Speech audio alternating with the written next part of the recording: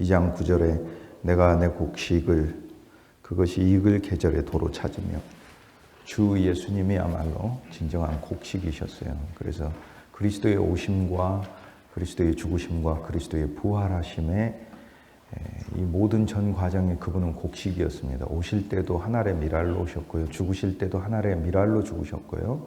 부활하실 때 그분도 첫 열매로, 첫 밀알로 부활하셨습니다. 차이가 있다면 성육신 하셨을 때는 한 알의 밀알로만 오셨지만 부활의 새 창조 아래서는 그분이 첫 열매가 되시고 그분 안에서 많은 자가 열매가 되었죠. 그래서 2장 9절에 곡식이 익을 계절에 우리를 도로 찾으시고 주님께서 하나님께서 우리를 소유하시게 되며 새 포도주를 맛들 시기에 주님께서 우리를 다시 찾으시며 그래서 호세아서의 글은 항상 이게 다중적으로 하나님이 우리에게 말씀하시는 겁니다. 어제도 말씀드렸듯이 오늘 이 귀절은 너희가 나를 버리고 가면 너희가 그것을 얻기 전에 내가 찾는다라는 이스라엘에 대해 말씀하시는 것과 그 북이스라엘을 찾아야 하는 이 궁극적인 하나님의 구원, 구속사적 입장에서 그리스도를 통해 곡식을 통해 찾고 포도주를 통해 찾으시는 포도주는 그분이 흘리신 피죠. 그리스도의 피를 통해 우리가 다시 찾아진 바 됐죠. 그걸 하나님이 말씀하시고 계시는 거죠. 너희는 더 이상 나의 긍휼을 받지 못하리라. 로 루하마는 하나님의 긍휼을 심판하시기 위해 안 주시겠다는 뜻만이 아니고 이스라엘 백성이 그렇게 대답했다는 겁니다. 다른 한면으로는 긍휼이 필요 없다고 하나님께. 로 안미라고 하나님이 말씀하신 건 너희는 이제 더 이상 내 백성이 아니다라고 하는 것은 하나님이 한면에서는 하나님은 백성을 향해 아니다라고 얘기한 건 백성이 미리 하나님께 우리는 하나님 백성이 아니에요 라고 말을 했다는 겁니다. 전부터 계속 말을 했잖아요. 우리는 베다오엔의 송아지 백성이고 우리는 바알의 백성이고 우리는 아스타롯의 백성이고 우리는 몰렉의 백성입니다 라고 이렇게 계속 얘기를 했다는 거죠. 그래서 이중적 의미가 있습니다. 이중적 의미가 있으면 거기에 그리스도 예수가 역사하시는 그리스도 예수의 사역의 의미를 담아뒀습니다. 그러니까 성경이 하나의 어제 말씀드린 것처럼 이 산에 올라가서 보는 율법의 산에 올라가서 성경을 한번 보시면 복음의 산에 올라가서 성경을 한번 보시고 우리 안에 역사하시는 내주하시는 그리스도의 산에 올라가서 성경을 다시 보셔야 하시는 거죠. 너무 감사한 거죠. 그냥 말씀이 살아있기 때문에 살아있는 사람은 하루 만나가지고는 알 수 없어요. 계속 만나도 또 알 수도 없어요. 10년을 만나도 모를 수도 있어요.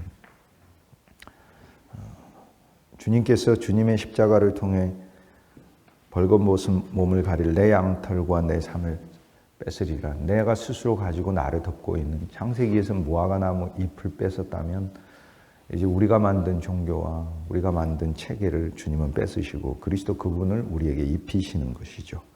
그래서 그 양털과 삼배는 양털은 고운 것이고 삼배 린넨이잖아요.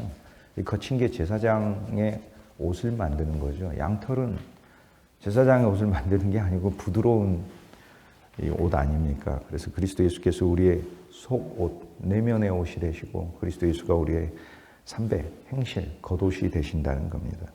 누가 우리의 속옷을 갖고자 하면 겉옷 주어라 그렇게 하죠.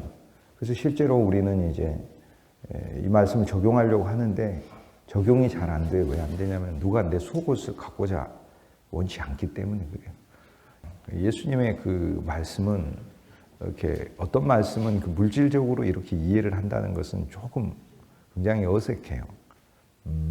근데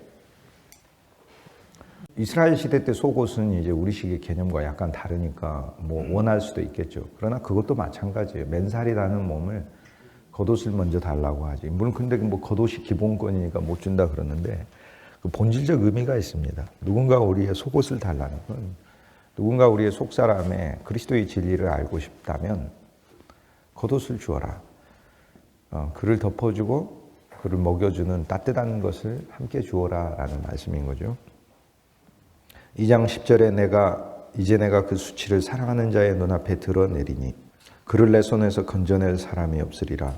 2장 10절 말씀이 좀 어려운 말씀 같은데요. 이 말씀은 이제 내가 그 수치를 그 사랑하는 자의 눈앞에 드러내리니 우리가 죄악으로 벌거벗었던 우리 자신에 대해서는 우리만 수치스러운 게 아니라 실은 수치가 우리를 수치스럽게 했습니다. 그러니까 무엇이 우리를 죄가 우리를 수치스럽게 했어요.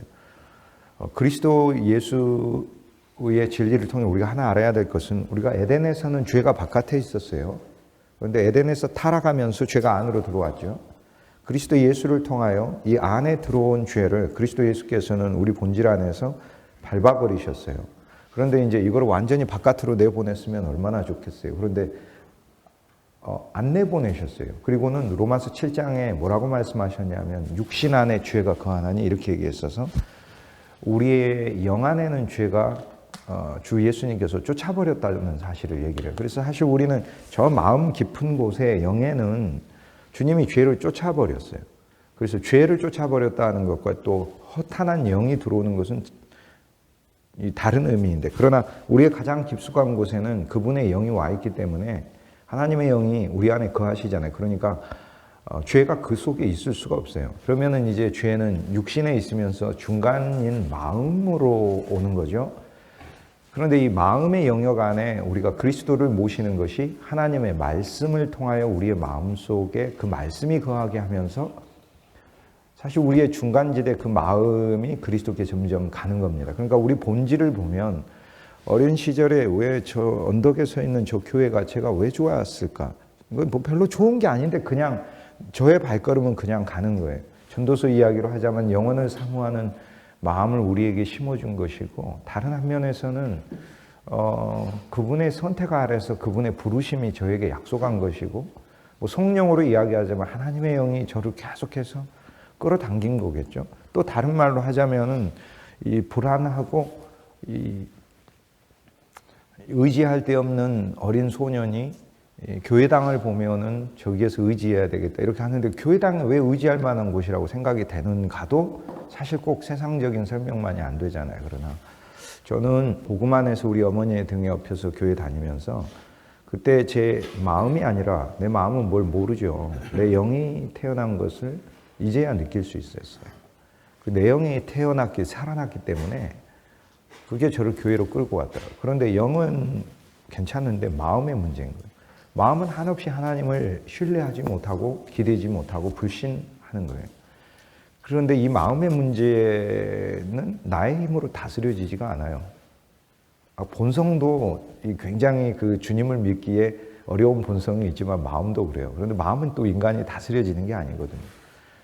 결국에는 이 마음에 하나님의 은혜가 부어져야 하는 거고, 또 하나는 은혜만 부어지는 게 아니라 그리스도의 예수가 우리 안에 생명으로 거하셔야 하는 거고, 그리스도 예수가 거하시고 생명으로 거하시며, 그리스도 예수가 문자로 거하는 게 아니고 생명으로 거하시며, 그리스도 예수가 내 마음에서 주인이 되셔서 보좌를 가지시고 시온을 지으실 때, 그때 그분이 내 마음 안에 굉장히 강력한 이 권한을 행사하시는 거죠. 바실레이아 투데우가, 그러니까 내 안에 마음의 영역에서 일어날 때 가끔 내 마음이 그리스도 앞에 서 있는 신복처럼 이렇게 있다가 고개를 쳐든 경우가 많이 있죠, 주님께. 그렇지만 앉아 계신 그 주님, 그런데 주님은 앉아 계시지만 않아요. 종으로 늘 나를 섬기고 계시니까 안에서. 그리스도는 본인도 자유로우시니까. 그래서 이 마음의 영역을 주님께 드리는 것은 오랜 과정이 걸리는데, 그 일을 위해서 우리 하나님의 종들의 기능이 참으로 중요합니다. 왜냐하면 말씀을 넣어 말씀 속에 있는 복음으로 사람들의 영혼을 그리스도께 매혹시키기 때문에 그렇습니다. 골로새서 2장 10절에 그래서 우리에게 하나님의 수치를 드러내게 한다는 것은 죄로 지은 나의 수치스러움만 드러난다는 뜻이 아니고, 무엇이 나를 수치스럽게 했느냐는 수치 자체를 드러낸다는 얘기입니다. 그래서 이것은 주님께서 죄와 우리를 분리시키셨고, 그래서 사실 우리는 육적 존재가 아니고, 창세기 6장에는 고기 덩어리잖아요. 저희들이 육체가 된지라. 그것을 뒤집는 말씀이 로마서 8장 9절 아닙니까? 하나님의 영이 너희 안에 거하시면 너희가 육체에 속하지 아니하여. 그럼 고기 덩어리가 아니에요, 전부 다. 주 예수를 아는 모든 사람들은 그냥 말 그대로 영 덩어리예요. 영에 속한 하나님. 영이에요. 영 덩어리. 이 변화가 오늘 내 마음에 불신도 있고 의심도 있고 절망도 있고 할지라도 주 예수님이 일으키신 역사이기 때문에 저는 믿는 거지. 주 예수님이 일으키신 역사니까 믿는 거지. 내가 봤을 땐 해가 뜨는 것 같은데 과학자들이 다 이 해를 지구가 돈다고 하니까 내가 봐서는 해가 나를 도는 것 같은데 근데 과학자들이 해가 돈다고 하니까 그걸 내가 믿듯이 주 예수님이 나를 구원하시고 내가 그리스도 안에서 이미 죽었고 내가 영에 속한다는 그분의 말씀을 믿는 거지 나는 사실 내 상태를 잘 안 믿습니다. 저는 저의 상태를 믿는다면 저는 그리스도인이라고 좀 얘기하기 어려워요. 그래서 우리는 우리 상태를 보고 판단하는 자가 아니고 주의 말씀이 그렇게 적혔으니까 말씀으로 가는 거죠. 이제 믿음이 약할 땐 주님이 홍해를 갈라놓고 건너라 하시지만 요단을 건널 때는 요단을 마르게 해놓고 건너게 하시는 건 아니에요. 발 디딜 때 갈라지게 하시는 것이지. 그래서 믿음의 역사로 우리는 이제 체험하게 하시는 거죠. 하나님이 수치를 우리 눈앞에서 그리스도가 드러냈는데 이것이 바로 골로새서 바울은 그래서 호세아서 이 말씀이 2장의 중반의 말씀은 골로새서에서 그대로 반복해요. 골로새서 2장 12절에 너희가 세례로 그리스도 예수와 함께 장사되고 죽은 자들 가운데서 그를 일으키신 하나님의 역사를 믿음으로 말미암아 그 안에서 일으키심을 받았느니라. 그래서 이제는 그리스도의 손에 소유되었고 피 값으로 우리를 사심받아서 우리를 그의 손에서 건져낼 자가 없으리라. 그래서 2장 10절이 그래서 복음이 되는 겁니다. 호세아 2장 10절 어떻게 복음이 돼요? 수치를 내가 내 앞에서 드러낸다라는 건 나만 수치스럽게 된 게 아니라 수치스럽게 됐죠. 허물과 죄로 십자가에서 주님과 함께 죽었으니까. 그런데 허물과 죄로 죽을 때 나만 탓이 아니라 죄가 탓이라는 거예요. 주님이. 그래서 죄도 밟아버렸어요. 그러면 야 나는 탓이 아니에요. 죄에 오염된 나의 옛사람도 십자가에서 죽였어요. 그러니까 저와 여러분이 예수님의 십자가에 매달린 그 예수님이라 한번 생각해 볼게요. 그러면 이 그리스도의 입장에선 그리고 저와 여러분의 입장에서 모든 게 다 문제라니까요. 첫째 사탄이 문제죠. 머리 밟았죠. 죄가 문제죠.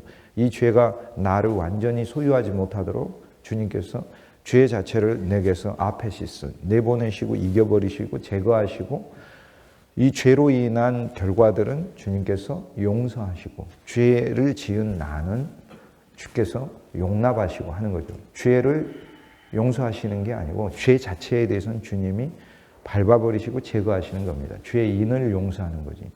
하나님은 죄를 용서하시지는 않습니다. 죄는 심판받는 거죠. 죄의 인을 용납하는 거죠. 그래서 그리스도가 심판받으시는 거예요. 삭개오 죄를 예수님이 그냥 용서하실 수가 없어요. 절대. 삭개오가 죽어야 돼요. 그럼 그리스도가 죽는 거예요. 삭개오의 집에 들어가서 유아하여야겠다가 삭개오가 그리스도와 연합한 거 아닙니까? 그러니까 삭개오 죄 때문에 누군가는 죽어야지. 예수님이 아무리 전능하신 분이라고 죄 지은 사람 내가 너 오늘 그냥 용서해 준다. 예수님이 불의를 자행하고 다니시는 거예요. 그거는.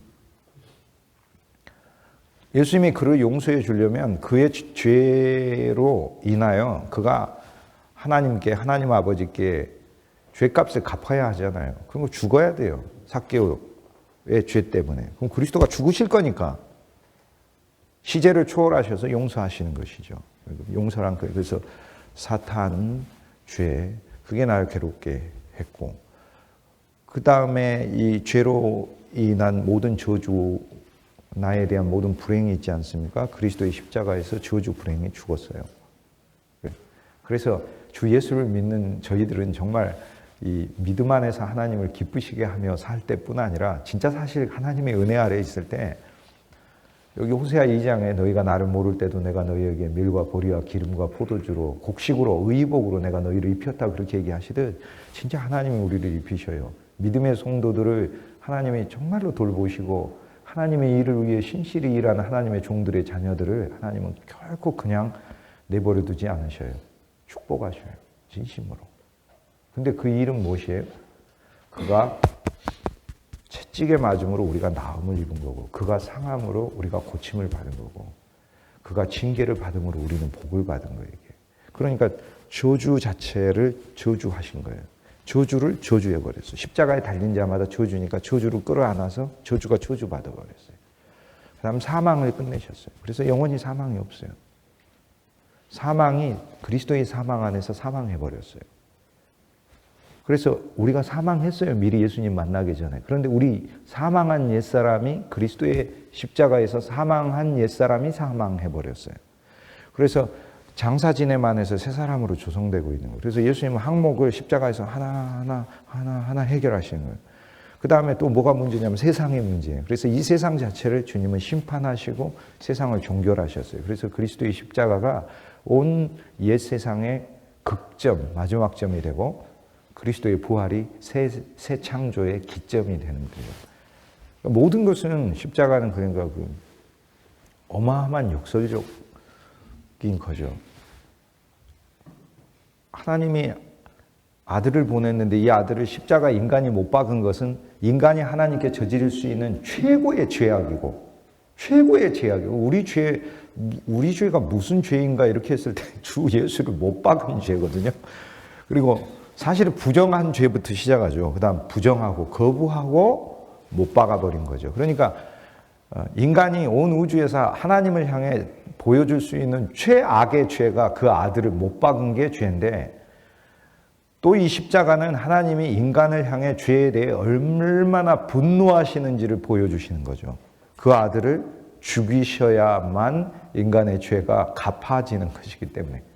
그런데 또 다른, 그러니까 하나님의 진노, 하나님의 분노의 최절정이 십자가고요. 거꾸로 그 아들을 보내시는 그 아버지의 그 계획이 십자가의 죽음을 통해 나타나기 때문에 그 아들을 내어주셔야만, 야곱이 베냐민을 내어줘야만, 시므온을 위해 내어줘야만, 시므온이 일생 동안 나는 베냐민보다 못하고 요셉보다 못한다고 생각하는 감옥 안에서 이를 바득바득 깔면서 우리 아버지는 결코 베냐민을 내놓지를 않을 거야. 요셉도 잃어버렸는데 베냐민을 내놓겠어. 이렇게 생각하며 수십 년을 한스럽게 사는 그 아들의 마음이 아버지가 베냐민을 내줄 때 시므온의 마음이 풀리는 거 아니에요. 야곱의 12가정의 화해는 그렇게 오는 거죠. 그래서 십자가는 아버지의 사랑의 극치예요. 이런 온 우주의 역설이 어디 있습니까? 한 가지 사건이 인간 최악의 극치요, 하나님의 분노의 극치요, 하나님의 사랑의 극치잖아요. 하나님의 공의고 하나님의 사랑 아니에요. 그러면 어쨌든 세상이 끝났어요. 그 다음에 율법의 정죄가 문제예요. 율법의 정죄. 사탄은 참소하고 참소도 끝났어요. 그런데 율법은 정죄하죠. 왜요?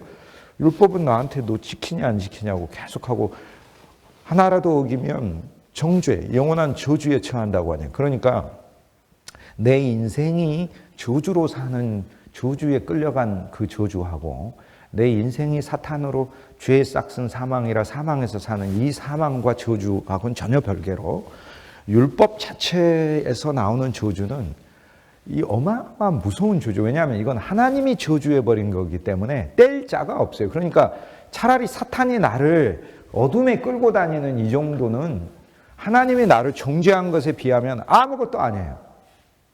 왜냐하면 하나님이 정죄해버린 것은 뗄 자가 없기 때문에 그래요. 그 센텐스를 내려버리는 거예요. 그런데 그것도 십자가예요. 갈라디아서 3장 13절에 그분이 못 박히실 때 율법의 저주를 못 박아버리신 거잖아요. 율법의 저주를. 율법의 저주가 끝났어요. 그러므로 누구든지 그리스도 안에서 새로운 생명을 가지고 부활 안에 사는 자는 이제 그게 없다. 그런 거고. 그 다음에 율법 자체도 그리스도와 함께 죽었어요. 로마서 7장에 남편이 죽고 아내가 죽고 둘 다 죽어요. 1절에서 4절까지 보면 남편이 살아있을 동안에 아내는 그 법에서 못 벗어났는데 남편이 죽었다 해서 남편의 법에서 벗어났다. 옛 남편인 율법의 법과 옛 남편이 세상의 법과 옛 남편인 육신의 법에서 벗어났다. 옛 남편도 하나가 아니에요. 음행하는 여인들이 여기 고멜이 수도 없이 많은 남자들을 가졌듯 우리 옛사람도 그랬었어요. 그런데 그리스도께서는 율법 자체도, 그래서 로마서 10장 4절에 그리스도 예수는 율법의 종결이 되시느니라. 육신으로 다 이루셨고 이루지 못한 채 종결해버리면 예수님은 또 불법이 돼요. 예수님은 종결은 할 수 있는데 예수님 말씀하신 게 있잖아요. 예수님이 율법을 내가 캔슬한다. 율법을 캔슬한다. 예수님이 그렇게 되면 불법이 돼. 예수님이 성육신하지 않고 하나님으로 계시면서 율법을 캔슬한다. 그러면 합법이에요. 왜냐하면 인간이 아니시고 하나님이시기 때문에. 그러니까 캔슬할 수 있어요. 근데 율법을 캔슬해도 율법의 저주의 메인 인간들을 해결할 방법이 없어요. 그건 하나님의 원칙이기 때문에 인간을 구원할 수 있는 방법이 없고 인간은 소멸돼서 없어져 버리는 거예요. 그냥. 그런데 이 인간을 사랑하고 창세전부터 계획하셨기 때문에 구원하셔야 된다면 한 번 율법을 주어서 율법의 저주 아래 매여 있는 이 백성은 그 율법을 인간이 성취해야만 하니까 주 예수 그리스도를 인간으로 보내서 33년의 삶을 사시면서 온 우주에 유일하게 하나님의 율법을 성취하는 삶을 사셔서 율법이 처음에 주어졌을 때 인간이 이것을 성취할 때에 끝나는 마치 과정이 1과정에서 10과정까지 있는데 10과정이 있을 때 끝나는 그리스도 예수께서 그 완결을 하시고 그 다음 십자가에서는 종결을 하셨어요. 그래서 이제 주 예수 그리스도의 십자가에서 우주적인 그런데 수치를 드러내시고 그 다음 수치를 끝내셨고 우리를 소유하고 계시고 2장 11절에 내가 모든 그의 희락과 절기와 월삭과 안식일과 모든 명절을 폐하겠고 이 귀절이 그대로 나오는 귀절이 있습니다. 골로새서 2장 16절이에요. 골로새서 2장 16절 보면 그러므로 먹고 마시는 것과 절기와 초하루와 안식일을 이유로 누구든지 너희를 비판하지 못하게 하라. 이거 그대로 나와요. 절기, 월삭, 안식일, 명절, 희락, 먹고 마시는 것. 바울이 골로새서 2장 16절에 이게 무슨 뜻인가요? 자, 희락과 절기와 월삭과 안식일과 모든 명절. 자, 호세아 1장에선 그리스도가 성육신 하시고 우리를 위해 죽으시는 심판을 받으실 것을 얘기하고 호세아서 2장에서는 그 결과를 이야기해요. 호세아서 3장에서는 이제 더 비밀스럽게 들어가 주님의 죽으심의 결과로 무엇이 일어났는가를 우리한테 이야기를 해요. 3장 할 시간이 있을지 모르겠습니다. 빨리 하면 할 수도 있어요. 3장 다는 아니더라고요.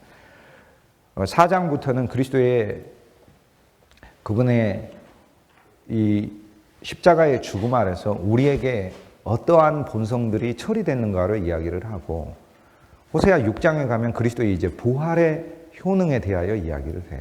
그래서 이 장마다 주 예수 그리스도의 은혜와 사랑에 대하여 하나씩 이야기를 하는 거예요. 예를 들면 이제 그런 구조가 성경이 다 그런 구조예요. 쉽게 얘기해서 예레미야 31장이 새 언약이잖아요. 그러면 32장은 새 언약의 결과예요. 33장은 그 새 언약으로 인해서 우리에게 얻어지는 더 폭넓은 확장 이런 식입니다. 계속 성경은. 주 예수 그리스도의 새 언약이 십자가의 언약이면 32장의 예레미야 32장 그 새 언약의 결과로 예레미야가 자기 사촌 하나넬에게서 땅을 사들 주 예수 그리스도의 십자가의 결과로 우리에게 기업이 생기고 하나님이 우리에게 유업을 주게 됐다. 이렇게 하나하나가 스토리예요, 스토리. 그렇기 때문에 호세아도 마찬가지예요. 호세아 2장에 있어서는 1장에 오셔서 당신이 나봇으로서 피를 흘리시고 죽은 그 이스라엘 그 모든 호세아서에 나오는 이스라엘 백성의 모든 죄를 본인 자신이 지시고 본인이 죽으신 거예요. 그러니까 나봇은 억울하게 죽었지만 그리스도는 우리 죄가 되셔서 죽으셨잖아요. 이제 그 죽음, 그 구원으로 인해서 새로운 백성이 창조한 것을 이야기하면 2장에 오면 창조한 이 백성에게 무엇을 주느냐를 하나님이 얘기하시는데 여기 보세요. 2장 11절에 이제 그리스도 예수 안에서 희락, 절기, 월삭, 안식일 모든 명절을 폐하고 옛것은 폐해지고 그 그림자는 폐해지고 그리스도 안에서 실체가 이제 생겨나는 것. 그 실체가 생겨나는 것이 골로새서 2장 16절 말씀에 먹고 마시는 희락과 절기, 초하루, 안식일 이것들을 이유로 너희가 판단받지 않는 존재인데 이 이유는 뭐냐면 17절에 장래일이신 그리스도 예수의 그림자이고 그 몸은 그리스도시니라. 이게 골로새서 2장 17절이에요. 자, 이제 이렇게 보면 되겠습니다. 옛 이스라엘 백성들은 옛 명절을 지켰는데 주 예수님이 오시며 폐하겠고 옛 명절들이 다 폐해집니다. 왜 옛 명절들이 폐해지냐면 유월절을 계속 지켜왔어요. 유월절을 계속 지켜온 게 뭐죠? 우주적 양이 와야 된다는 거예요. 우주적 양이 오게 하기 위해서 유월절을 계속 지키는 거예요. 그 양을 계속 매 해마다 잡는 것은 우주적 어린 양이 와주십시오 하는 거예요. 주 예수님이 왔지 않습니까? 우주적 어린 양이 왔지 않습니까? 우주적 어린 양이 왔는데 양을 또 잡을 일이 있습니까? 그러니까 그 이후부터는 유월절을 지키는 게 아니고 유월절이 성취가 된 거예요. 그리스도 예수께서는. 그래서 끝내리라 유월절을 성취했어요. 그러면은 유월절은 성취가 돼가지고 그리스도가 성취했는데 이제 남은 것은 뭐냐면 성취한 것을 적용하는 거예요. 성취한 예를 들어 구약의 음식을 준비한 거라면 그리스도 예수는 어머니로서 음식을 만드셨고 이제 우리의 지금 삶은 만든 음식을 먹는 거다는. 그러니까 우리는 유월절을 지킨다는 의미는 구약의 유월절을 지킨다는 의미와 사실 영적으로 좀 틀려요. 구약에서 유월절을 지킨다는 의미는 어린 양이 오시기를 기대하고 대망하는 기쁨의 절기예요. 믿음 안에서 소망 안에서 아직 안 왔지만 그러나 그리스도가 유월절로 오셔서 유월절을 성취하셨어요. 그 다음에 주 예수를 믿는 자들이 유월절을 지킨다는 것은 그 주 예수께서 유월절기 자체가 되시고 유월절 양이 되시고 둘 다 되시는 거예요. 둘 다 되시는 거예요. 양도 되시고 절기, 축제도 되시는 주 예수님의 이 공로와 감사와 기쁨의 축제를 예배 안에서 날마다 우리의 믿음 안에서 찬송 안에서 기리는 것을 유월절을 지킨다고 하는 거예요. 그러니까 옛 구약에서는 유월절을 1년에 한 번 지켰으면 우리는 날마다 지킵니다. 유월절을 날마다 변치 않는 주님의 사랑과 거룩한 보혈의 공로를 날마다 찬양을 합시다. 유월절을 날마다 지켜요. 우리는. 그래서 신약의 이 지킴이 구약의 지킴과 다릅니다. 저와 여러분의 예배가 지킴입니다. 여기에 먹고 마시는 것은 희락, 먹고 마시는 건 매일의 문제고 안식일은 한 주일의 문제고 월삭은 한 달의 문제고 절기는 1년의 문제예요. 그래서 주님은 1년이라고 부르는 우리 인생 사이클에서 구약에서 그림자처럼 들어있는 것을 그리스도 예수를 하나님이 여기서 폐하겠고 하는 건 율법으로 지키라고 해놓고 갑자기 없애버릴 수가 없다니까요. 그럼 하나님이 스스로 불법을 하는 자가 돼요. 인간에게 말했으면 인간이 지켜야 된다고요. 그거를. 그런데 그리스도가 인간으로 오셔서 아버지요 내가 다 지키었나이다 하셔서 그리스도 예수 안에서 7의 절기가 다 지켜졌어요. 그분 유월절이었고 그분이 부활의 초실절이었고 그분이 무교절이어서 그분이 순전한 떡이었고 그분은 매일 아버지의 떡을 먹는 자이셨고 그런데 그리스도로서는 주는 존재니까 생명을 떡을 또 주고 계셨고 그리스도 예수는 그분은 맥주절이기 때문에 그분은 풍성한 추수가 되셨고 그 그리스도 예수는 나팔절로서 하나님의 나팔이 되셨고 그리스도 예수는 대속죄 절기로서 그분 자신을 십자가에 들이심으로 우주적 대속죄로 완성하셨고 그리스도 예수는 초막절을 그분 자신이 지키셨어요. 그분이 말씀으로서 이 땅에 오셔서 편 그 장막은 온 우주에 있는 만물을 다 담고도 어마어마하게 남을 정도로 큰 장막이셔요. 너무나 감사한 장막이셔요. 그래서 주님이 성취하셨다고요. 성취하시고는 오늘 우리들에게는 이것을 또 다른 의미의 축제로 매일 그리스도 안에서 매일 초막절이요, 매일 오순절이요, 매일 초실절이요, 부활한 새 생명을 가졌으니 매일 초실절이요. 함께 그리스도의 열매들이 같이 모여서 성령 안에서 기쁨을 누리고 있으니 이 얼마나 놀라운 오순절입니까 우리가. 더구나 우리 안에 있는 영들이 함께 연합하고 결합하여 하나님의 아름다운 열매들을 낼 때 얼마나 풍성한 추수가 이루어집니까? 그 절기예요. 지금은 나팔절 아니에요. 2박 3일 그리스도의 말씀은 우리가 계속 나팔로 듣고 있는 거 아닙니까? 주일날도 나팔절이고 유월절이고 감사하면서 찬송하면서 그래서 절기를 폐하셨어요. 그래서 골로새서 2장 16절이 뭐라고 얘기해요? 먹고 마시는 것, 구약의 음식들, 그게 그리스도 예수 가리킨다. 이것들은 그림자요, 몸은 그리스도니라. 그림자요, 몸은 그리스도니라. 그것들은 그림자였고 그림자의 몸은 그리스도니라. 그러니까 그것은 그리스도의 그림자였느니라. 구약에서 안식일 날 떡상을 준비해라. 떡은 그리스도의 그림자였고 그리스도가 진짜 떡이니라. 구약의 유월절을 지키라. 그 유월절은 그림자였고 그리스도가 진짜 유월절이시라. 다. 그 다음 안식일. 구약의 안식일은 몸의 그림자라는 거예요. 이 그림자 몸에 붙어 있어요. 몸과 떨어진 건 없어요. 그러니까 항상 그림자는 몸을 따라다니게 돼 있어요. 그리고 몸을 결국 연결해서 지시하게 돼 있어요. 그림자를 보면. 그리고 그림자를 자세히 보면 누군지도 사실 이렇게 어림짐작할 수 있어요. 이렇게 보면. 그런데 구약은 그림자를 지칭하고 있지만 신약은 실제이신 그리스도가 와서 이렇게 딱 보여줬다 이 말이에요. 그래서 그림자를 보는 게 아니고 실제를 보라고. 그러므로 안식일이 그리스도 예수이신 거고 안식도 그리스도 예수이신 거고 안식이 그리스도 예수 안에 있는 거고 주 예수를 가졌기 때문에 우리는 이미 안식을 가진 것이고 그러면 주일날이 안식일인가? 주일도 안식일이고 월요일도 당연히 안식일이고 그럼 주일의 안식일과 월요일의 안식일은 뭐가 다른가? 월요일의 안식일은 내가 혼자서 출근하면서 주님 안에서 안식을 누리는 안식일이고 주일의 안식일은 모든 성도가 누리는 안식일을 함께 공동으로 누리는 안식일이고 혼자 누리는 게 혼자서 밥 먹으면 좀 그러잖아요. 그럼 모두가 함께 밥 먹으면 얼마나 기쁩니까? 그런 것처럼 함께 모여서 주일날 예배드리는 그 기쁨은 너무나 감사한 거죠. 그래서 성도가 내가 오늘 주일 하나님께 뭐 예배드리기 물론 저도 수십 년의 그 마음으로 믿음으로 선하고 아름다운 생각 안에 예배 가지만 곰곰이 생각해 보면 진리 안에서 우리가 생각해 보면 주일날 예배 가는 게 되게 기쁨이에요. 왜냐하면 모두가 함께 이 시간 하나님을 찬송할 수 있으니 얼마나 감사해요. 하나님 얼마나 기쁘시겠는가. 성도가 공동성을 그리스도의 몸의 공동성을 본다는 것은 정말 성숙한 신앙이에요. 우리는 이제 거기까지 끌어올려야 되겠죠. 2장 11절 이 기절들을 보며 그리스도 예수는 이 모든 것, 우리 일련의 모든 사이클이 되시는 것, 날마다 먹고 마시는 것이 되시며 그리스도 예수는 우리의 일주일 자체가 되시고 우리의 안식 자체가 되시고 그리스도 예수는 월삭이라는 게 뭡니까? 달이 차고 기우는 것은 새 삶을 가리켜요. 새로운 삶. 그리스도 예수는 새로운 삶이라는 거예요. 매일 월삭을 지킨다는 것은 매달 월삭을 지킨다는 것은 그것은 주 예수님이 우리의 새로운 인생입니다. 새로운 삶입니다 하는 거예요. 그러니까 안식일과는 또 다른 의미. 안식일이란 의미는 그리스도 안에서 어느 환난이 있어도 안식하고 질병이 있어도 안식하고 내 삶의 사업에 건강에 문제가 있어도 그리스도 안에서 안식하는 것을 의미를 하고 그리스도가 월삭이시라는 것은 하나 더 나아가 너무 좋은 거예요. 그분 안에서 새 인생이라는 거예요.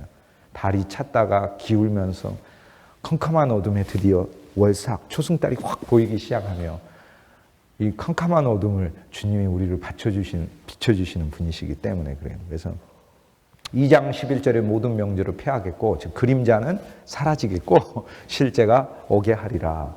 그래서 구약과 신약이 짝을 이루는 거죠. 구약은 뭐라고 얘기해요? 모든 명절을 폐하겠고 하면 신약은 뭐라고 대답해요? 그리스도 예수가 그 모든 명절을 이제 새로 시작했고라고 답을 하죠. 그러면 호세아서 2장 11절에 짝을 이루는 귀절이 그러니까 골로새서 2장 16절이 되는 거예요. 그러니까 폐하겠고만 있어버리면 그 신약과 구약은 박수예요. 그러니까 그 손과 손이 마주쳐가지고 내는 소리는 다른 차원이에요. 분명 물질이 부딪혔는데 다른 게 나와요. 이렇게 그렇지 않습니까? 부딪히는 다른 제. 신약과 구약이 부딪혀가지고 나오는 실제가 그리스도 예수예요. 그래서 구약은 항상 그거 얘기하는 거예요. 여인의 씨가 올 거야. 그럼 신약은 여인의 씨가 왔어.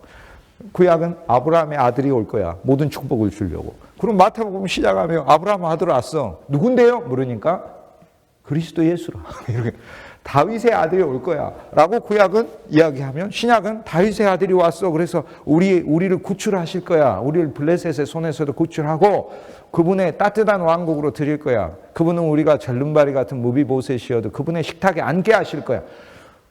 그럼 다윗의 아들이 누군데요? 이렇게 물어보면 마태복음 1장 1절에 얘기하잖아요. 그리스도 예수라고.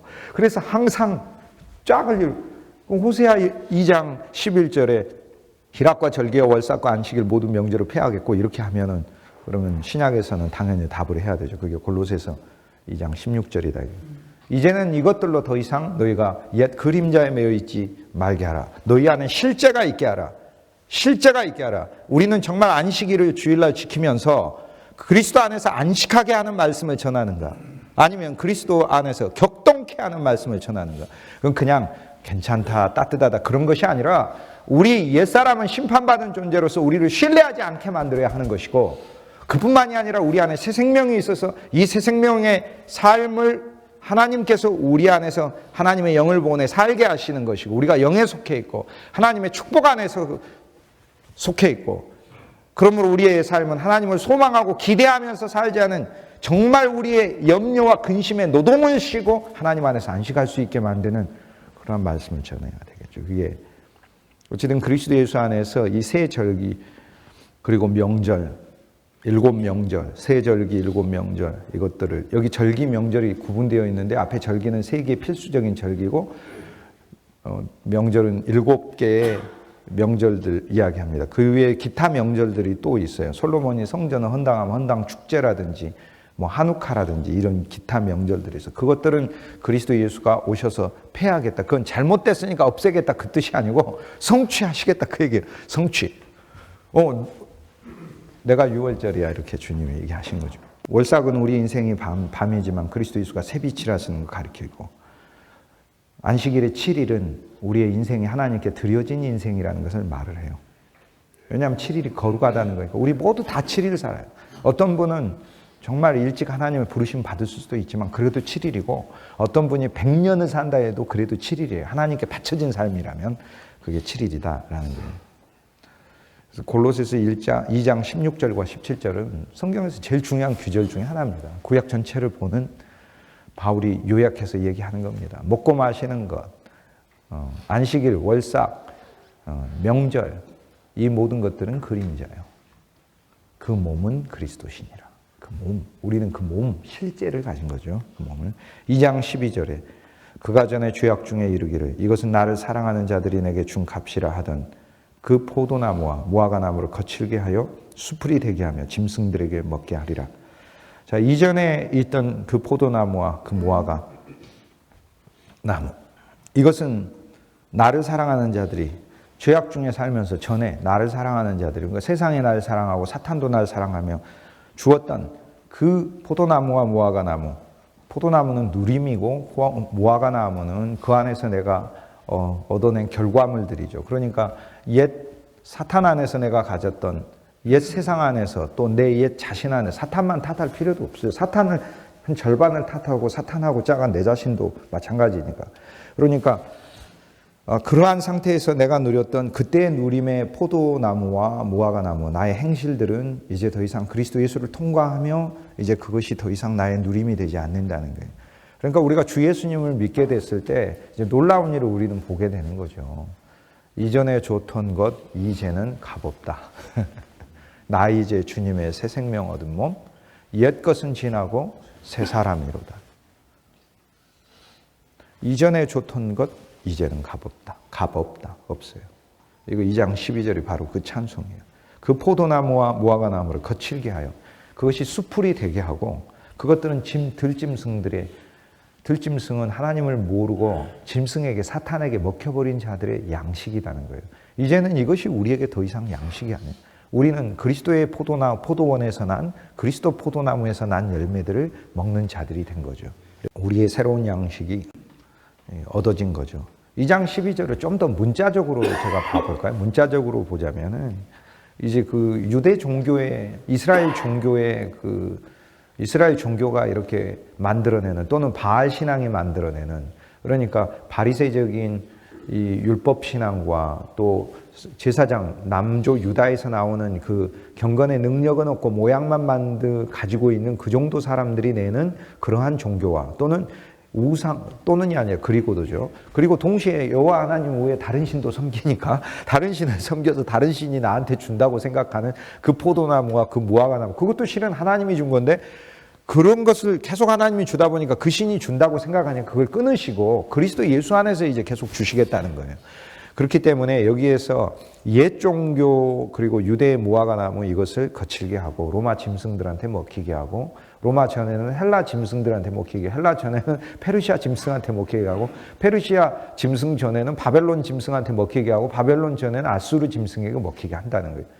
자, 심판에 대해서 이야기했던 문자적으로 이게 아수르의 심판입니다라고 호세아서를 끝내버리면요, 그건 정말 잘못 보시는 거예요. 왜냐하면 아수르가 심판을 했지만 그 다음 심판이 또 있잖아요. 바벨론이 심판하고. 그럼 심판이 안 끝났잖아요. 계속 안 끝나요.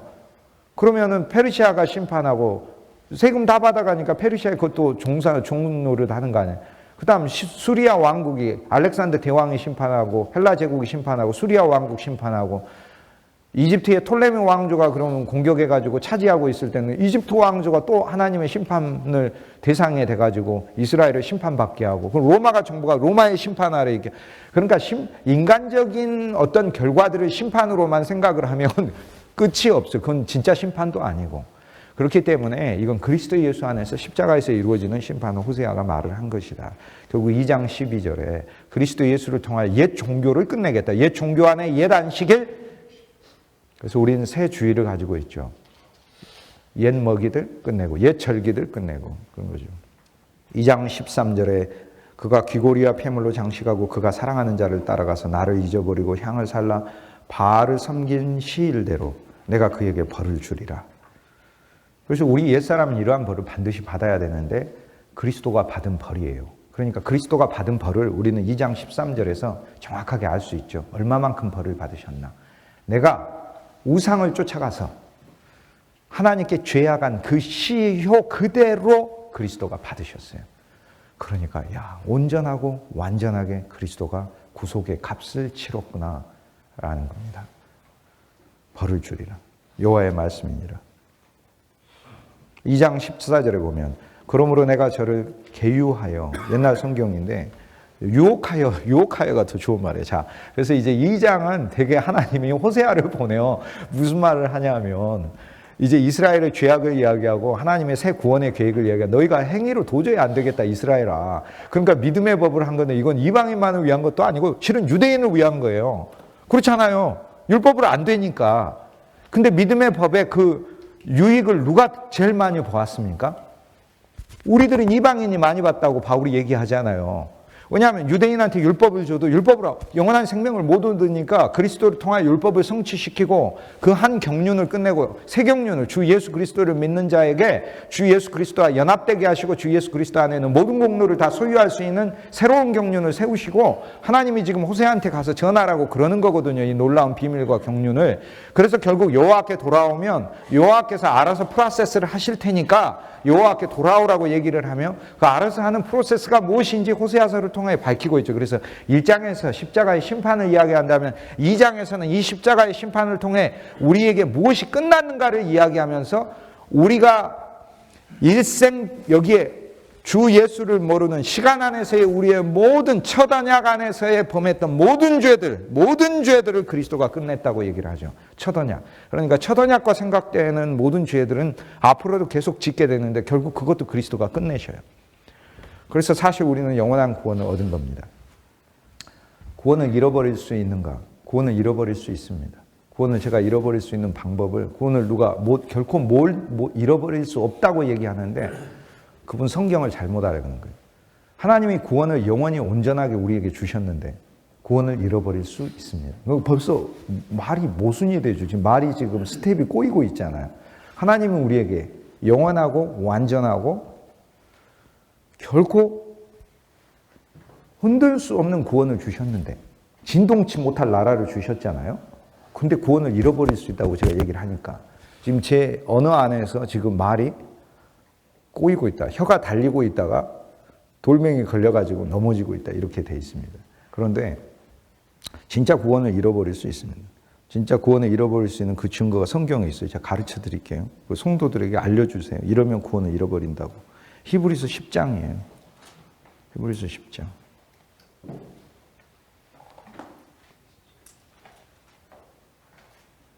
28절 29절이에요. 이러면 구원을 잃어버려요. 이렇게 하시면 돼요. 이렇게 하면 구원을 잃어버리니까. 히브리서 10장 28절 29절. 자, 이제 우리는 이제 언제 한번 설교를 해야 됩니다. 이 설교. 구원을 잃어버릴 수 있습니다. 여러분, 구원을 잃어버리는 길을 가르쳐 드리겠습니다라고 이제 설교하면 돼요. 이러면 잃어버립니다. 28절에 모세의 법을 폐한 자도 두세 증인을 인하여 불쌍히 여김을 받지 못하고 죽었거늘 하물며 하나님이 세운 법을 어기면 얼마나 큰 벌을 받겠느냐 이거죠. 그런데 29절이 바로 그거예요. 이렇게 하면 구원을 잃어버려요. 첫째, 어떻게 하면 됩니까? 하나님의 아들을 밟으면 돼요. 매일 기도하는 거예요. 주 예수. 저주하려고 해도 안 되네. 그러니까 어쨌든 막 주 예수를 저주하는 거예요. 매일. 하나님의 아들을 밟고 필요 없어.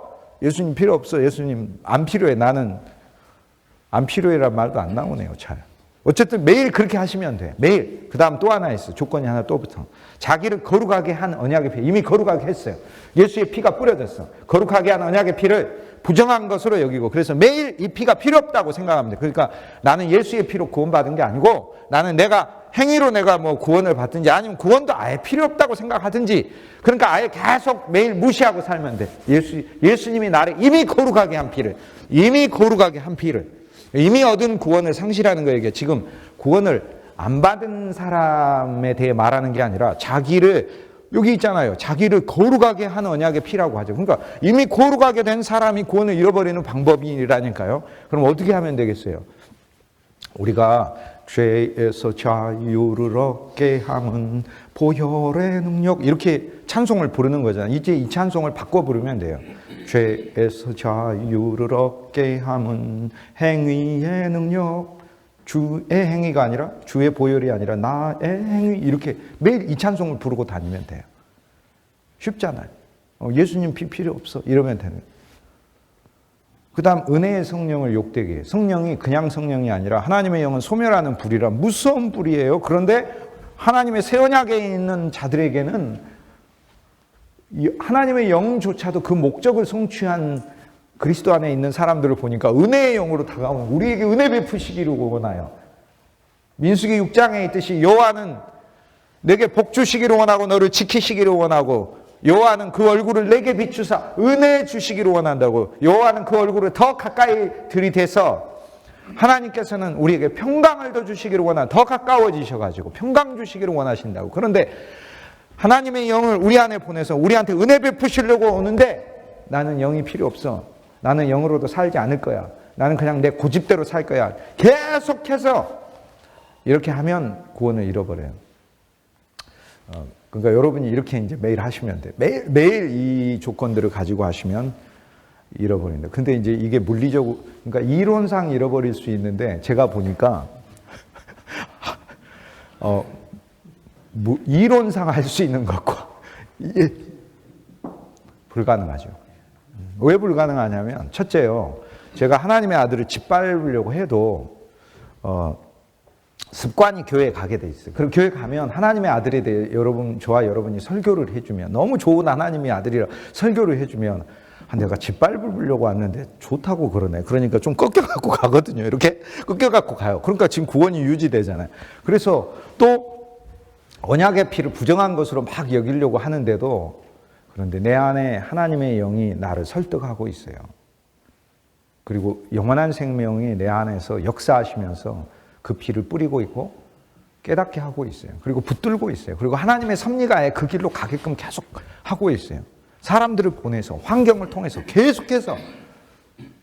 그러니까 물리적으로 잃어버릴 수 있는데 이렇게 잃어버릴 수 있는 길은 안 생기더라고요. 은혜의 성령을 보내셨기 때문에 뭐 좀 환난만 오고 그러면 안 믿어. 그리고 가려고 하는데도 하나님은 진짜 회복하시잖아요. 회복하시고 달래시고 격려하시고 소망 주시고 축복 주시는 그 은혜를 또 늘 다시 체험하기 때문에, 그러니까 잃어버린다는 얘기는 그 상실한다는 거고 그런 건데, 그러니까 이게 물리적으로 의지적으로 이렇게 하면 진짜 잃어버린다고요. 그러니까 은혜를 베풀려고 오는데 하나님은 계속 내가 그걸 예수를 내 일생 동안 계속해서 부정하면서, 그런데 아주 중요한 말씀하셨어요. 그렇게 하려고, 내가 하려고 해도 방해자를 하나님 보내신다고 했어요, 안 했어요? 방해자를 보내서 여호와를 피해서 내가 옛날로 돌아가리라 하면 가시를 놓으시고 발을 거시고 하신다. 그러니까 내가 거절하려고 아들을 안 믿어버려야지 하려고 해도 하나님은 하나님의 막 어마어마한 이 놀라운 부흥사를 보내셔가지고 막 심령을 회개시키시고 다시 하나님께 되돌려. 그러니까 하나님이 알아서 하셔요, 진짜로. 그리고 우리가 침에 걸려가지고 이제는 진짜 잃는다 하더라도 내 존재가 주님의 손에 붙들려 있기 때문에, 그러니까 잃어버릴 수 있다고 얘기하는 건 물리적으로, 지금 목사님과 저는 똑같은 얘기 한 겁니다. 물리적으로 그 일들은 일어날 가능성은 0%다 이렇게 얘기하기는 어렵고, 진짜로 누가 그렇게 해보시겠다고 하시면 한번 실험을 해보시든지 오늘부터. 근데 실패해요, 여러분도. 안 돼요. 잃어버리실 수 있는데 잃어버리시는 것이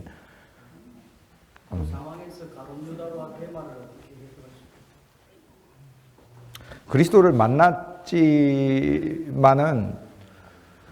데마가 세상을 사랑해서 갖고 오라고 얘기를 했는데 데마가 다시 돌아왔는지 않는지 문제는 바울이 디모데후서 4장에서 얘기 안 하니까 데마를 가룟 유다랑 같이 이야기하는 것은 조금 그렇지 않을까요? 그죠? 그건 그렇고. 그러나 가룟 유다는 구원을 받지를 않았죠. 왜요? 피값을 던져버렸잖아요. 그리고 피값으로 그리스도 예수를 사야 하는데 버려버렸잖아요. 그러니까 유다는 진짜 성취한 거예요. 그 다음에 은혜의 영으로 베드로처럼 주님을 부인하고 제자들도 다 도망갔듯이 주 예수의 영이 은혜의 영으로 와서 너를 도와주고 내가 너를 다시 회복하겠다라는 그 은혜의 영을 거부해버린 거죠. 그리고 자기 참소에 빠져가지고. 그 회개가 아니에요, 그런 건. 그러니까 진짜 회개는 죽게 돌아가는 게 회개지. 내가 잘못했다, 나 같은 놈은 막 죽을 놈이야. 그런 건 회개가 아니에요. 그런 게 인간의 자기 반성과 회개는 달라요. 회개는 주 예수께 돌아가는 게 회개예요. 탕자가 회개한 건요. 아이고 여기서 줄여 죽는구나. 내가 왜 떠나왔어? 이거 회개가 아니에요. 일어나 아버지 집으로 돌아가리라. 이게 회개라는 말이에요. 바꿔갖고 돌아가는 거예요. 메타노이아는 방향을 바꿔서 돌아가는 것이 메타노이아예요. 그러니까 탕자가 아버지를 등졌다면 이렇게 해서 아버지를 보는 것이 회개의 시작이고 걸어가는 게 회개예요. 이렇게 주 예수께 가는 게. 그러니까 우리 회개는 주 예수께 가는 것이다. 하지만 유다는 다른 사람과는 조금 다르다고 저는 생각합니다. 그거는 이제 논외 신학적인 문제도 걸려 있기도 하고요. 또 유다의 구원에 대한 문제는 우리가 논할 바는 아닌 문제라고 생각을 합니다. 주 예수를 만난 것이 유다에게 무엇으로 그에게 얻어짐이 되었을까? 육신의 그리스도만 만났잖아요. 모든 주 예수의 제자들은, 선택한 제자들은 영의 그리스도까지 만났잖아요. 새 몸을 가졌는데 차원이 틀려지셨잖아요. 그냥 이렇게 가시니까 차원이. 근데 저거 그러면 영인가 했더니 살과 피가. 그러니까 어떻게? 쉽게 얘기해서 2차원은 1차원을 담고 있죠. 선을 담고 있잖아요. 이렇게. 선이 1차원인데 2차원은 선을 없애버리면 없어지잖아요. 차원이. 그런데 선이 반드시 있어야 선이 아닌 2차원이 있듯 그리스도의 몸은 분명 살과 피가 있는 3차원인데 고린도후서 3장 17절 주는 영이시라. 그래서 주는 영이시라. 그러니까 한 면에서 주는 살과 피를 가지고 주는 또 영이시라. 이렇게 되는 거예요. 근데 주가 영으로만 있으면 안 돼요. 살과 피가 있다고 하니까. 그러니까 주님은 살과 피가 있어요. 분명히. 근데 주님은 살과 피가 있는 3차원적 존재라면 주님이 저기 제자들이 있네라고 벽 안에 있네라고 보시고 확 뛰어들었는데 쾅 하고 이렇게 부딪히셔야 돼요. 주님. 그게 아니시니까. 그러니까 이미 이제 어떤 차원을 초월하신 존재가 되셨어요. 그리스도 예수님. 그런데 그런 그리스도 예수를 누리지를 못하고 은혜의 그리스도. 유다가 기다렸으면 주님이 찾아갔죠. 하지만 유다가 그리스도를 만났기 때문에 그 유익은 저는 반드시 어떤 방식으로든 거둘 거라고 생각합니다. 그것도 저는 하나님께 맡길 뿐입니다.